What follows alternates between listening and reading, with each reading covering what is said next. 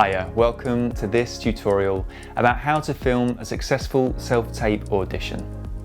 I'm Josh and I'm going to be taking you through the tools you need, how to make the most of your shooting environment, how to set up your shot, and then finally how to share your self-tape with the world.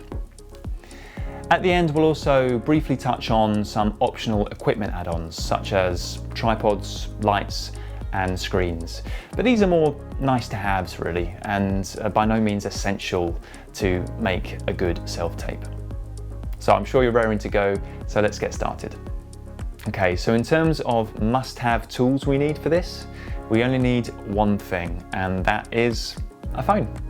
A phone with a decent enough camera with the ability to record video. And that's number one, ticked off our list. Next up, we've got how to make the most of your shooting environment. So there are two main things to think about here. Number one, visuals. We want to be able to see you as clearly as possible. And number two, sound. We want to be able to hear you well with minimal distractions. So for number one, we want to make use of any natural light. And one of the best ways of doing this is for you to do your self-tape whilst facing a window during daylight hours. This way, your face will be evenly lit and you'll limit any shadows. Now, to allow us to focus on your performance, we also want to reduce any visual distractions. So that means having a clear background. Ideally, a blank wall without any photos or pictures or anything like that hanging on it. If you do find that you need a bit of extra light, what you can do is you can make use of any lamps around your house and place them just off camera to complement your natural light source. For number two, so we can hear you as clearly as possible, it's good to minimize background noise as best you can. So this means shutting any windows or doors to create a quiet recording space. It also means that you're not doing your speech at the same time as the washing machine's on in the background, or whilst your mate is off camera snoring next to you. These things sound obvious, right? But when we're so concerned about giving our best performance and remembering our speech, background noise can be the last thing that we think about, but it's one of the most important things to remember because we want to hear you. Next, we're going to talk about how to set up your shot, and we're going to start off with shot size. Now, of course, it's always important to have a good read through the submission guidelines of wherever you're sending your self-tape to, because there might be some slightly different specifications. But generally speaking, this kind of shot size, so medium close-up, head and shoulders kind of deal with not too much space above the head, is a good shot size. Ideally, your camera or phone is eye level, so you're not craning your neck kind of up or down to look at it, so nice and straight on. And it's also good to ensure that your phone is as steady as possible as well. So if you don't have a tripod that you can fix your camera to, and we can talk a little bit more about that in a moment, then you can make use of your windowsill, bookshelf, mantelpiece, that kind of thing.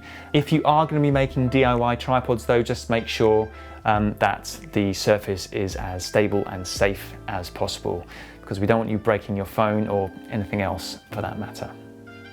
So last thing to mention in this section then is eye line, so where to deliver your speech to.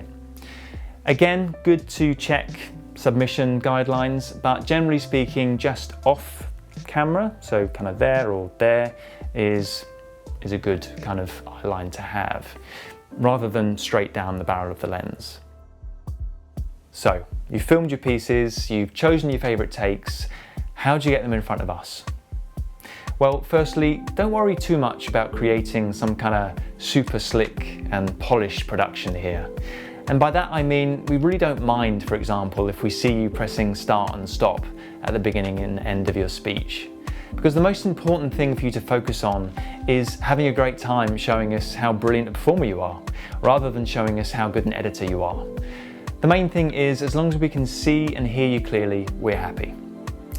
Other than that, again, it's good to check the submission guidelines of wherever you're sending your tape to, but generally speaking, an unlisted YouTube video or a Vimeo link, sometimes even an online submission portal, is the way to get us that video file.